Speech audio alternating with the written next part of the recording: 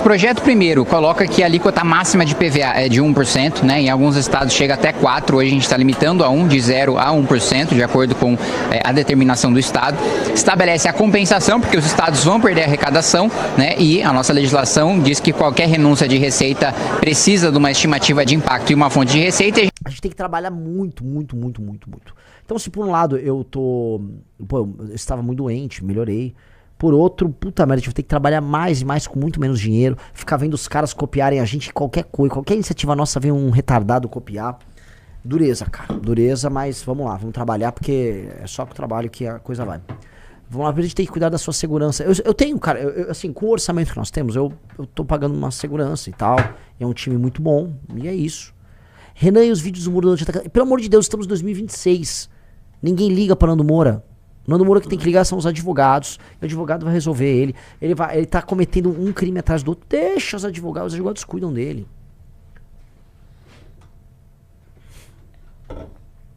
Tá? Vamos lá, próximos. Flávio tá fazendo... Pior, cara. Se o Flávio ficasse só fazendo dancinha, né, o cara botou, Flávio está fazendo dancinhas. Era melhor, porque ele não fala. Mas quando ele fala merda. Tá? E aí, enquanto eles falam, nós trabalhamos. Veja só o que está acontecendo na CCJ. Põe na tela. Explica o que esse projeto propõe mudar.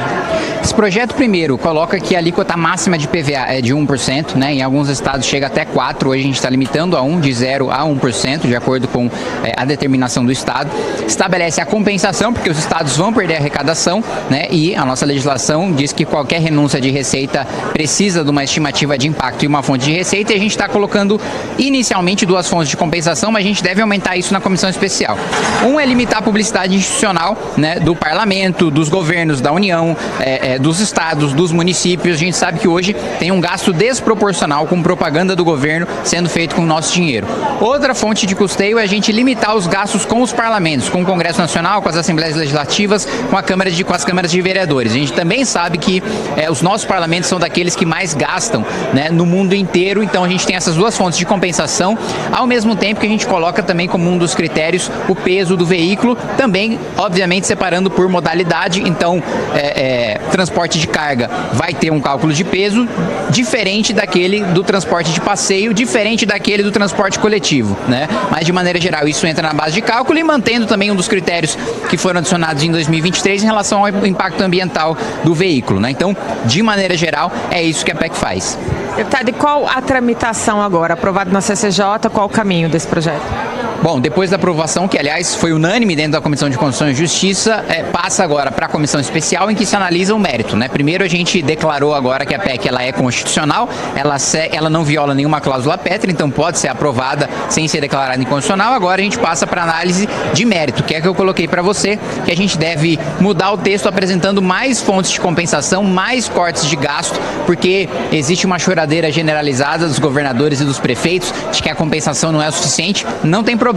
Eu já fiz um estudo junto com a consultoria da casa, apontando mais de 200 bilhões de reais em cortes de gastos que a gente pode utilizar para compensar, mas nem vai precisar dos 200 bilhões porque o impacto deve ser de 38 bilhões. Então tem gasto de sobra para a gente cortar e compensar a arrecadação dos estados e municípios. Como funciona em outros países que o senhor se inspirou para criar a PEC?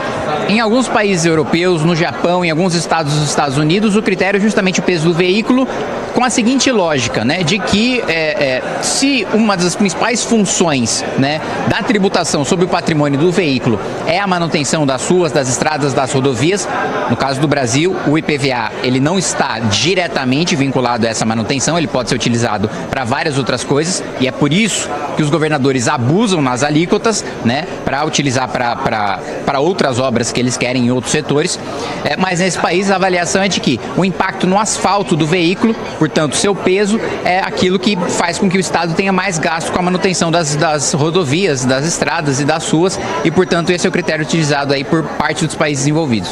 Certo, obrigada. Deputado Kim Kataguiri, do Partido Missão de São Paulo, e eu devolvo aos estúdios. Partido Missão de São Paulo, caramba! Orgulho demais, né? É isso que nós fazemos, né? É isso que nós fazemos. É por isso que eu preciso montar uma bancada com caras liderados por esse japa. Esse cara é fora de série. Esse cara é um fenômeno da natureza. Esse cara ele é uma aberração. Esse cara não deveria ter nascido no Brasil. Tá? O fato desse cara estar no Brasil, a gente tinha que agradecer todo dia. Nossa, esse cara nasceu no Brasil e decidiu ser assim nesse país de filho da puta. Tá? Porque assim, cada dia que passa, eu tô mais convencido que a nossa tarefa é muito, muito difícil. Que aqui é um país em que as pessoas decidem pelo errado o tempo todo. O tempo todo as pessoas abraçam picareta. A picaretagem é regra nesse país. O brasileiro gosta de abraçar ladrão. É muito difícil, cara. Todo passo que você dá pra frente, você tem que dar 2 pra trás, porque assim, as pessoas, não, deixa eu amar meu bandido. País que idolatra bandido. É muito difícil fazer qualquer coisa aqui, tá? Muito difícil. Eu vejo quem trabalhando, eu tentando fazer alguma coisa nesse congresso que não tem nada. Eu lembro do Messi jogando contra o Egito ali perdendo 2-0, foi tirar forças do nada e e vira o jogo. É isso. Enquanto ele faz isso, o resto da bancada da direita, o que a direita fez? Tava votando a favor do fim da escala 6x1 com a esquerda. Tava com o bosta do Flávio Bolsonaro votando lá no PL da misoginia. É isso que a direita faz. Aí fica esse cara trabalhando. Eu me pergunto por que ele faz isso. Kim Kataguiri, esse país não te merece, meu irmão. Esse país não te merece, não. Falo isso com toda tranquilidade. Falo isso como pré-candidato a presidente. Falo isso assim, eu vou fazer uma campanha só falando a verdade. Eu não sei o resultado que vai dar. Se o Brasil for um país minimamente correto e se há decência, nós vamos ganhar. Agora, as pessoas estão com a cabeça completamente confusa. Completamente perdida, completamente invertida. As discussões sobre política no Brasil são as mais idiotas do mundo. O Brasil tá preso com 2 bandidos. São 2 bandidos. Aí você chama os caras de bandido. Ah, não, mas esse aqui é um outsider. Que papo de outsider, o quê? Eu vou comentar um negócio, tá? Tá rodando um vídeo aí de um tal de Thomas Trauman, que tá falando de mim aí na Globo News. Bota aí, ele falou. Ele soltou uma coluna, né? Eu queria responder a coluna dele, que aparentemente ele me ataca na coluna dele. E assim, um cara que foi consultor político, né, e de marketing do Michel Temer, já deveria, por si só, né, não ter uma opinião, né? Porque foi o pior governo em termos de marketing da história recente do Brasil. Aí ele faz um texto aí, o outsider vem aí, e teve gente, Renan, isso aqui é bom. Não é nada, é um ataque bosta. Eu volto a falar, um desses caras que repetidores de platitude, de ficar vendendo consultoria por aí.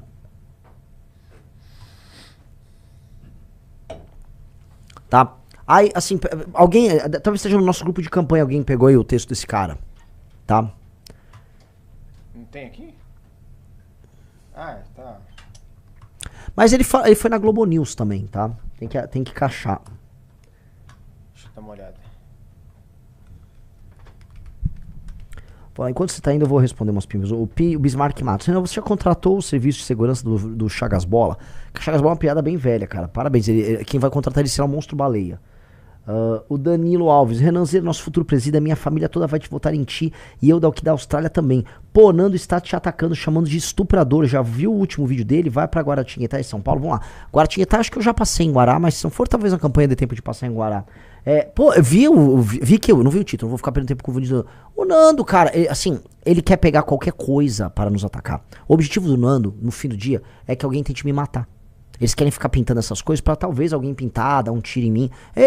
São pessoas malucas, essas pessoas são dodóis. Ele e mais esse monte de gente, esses espectros cinza, essa gente maluca, completamente doente da cabeça, que ficam atacando a gente. Todos os nossos inimigos. Eu não é, Riso? Tô exagerando? Eles. Fala outro que fica falando a gente ali o Kistife. São as pessoas doentes que ficam repetindo mentiras. Eles vão se ver com a justiça. Essas pessoas vão se ver com a justiça. Estou errado, Riso? Já viu toda essa turma? Falaram outro dia pra eu responde 3/8. Não vou responder maluco, cara. 3/8, Tiff, Nando Moura, essa gentalha. Deixa essa gentalha aí largada. Sério mesmo. Sabe? Pra essas pessoas, a justiça. Pra essas pessoas, a justiça. Ponto. Nada além disso.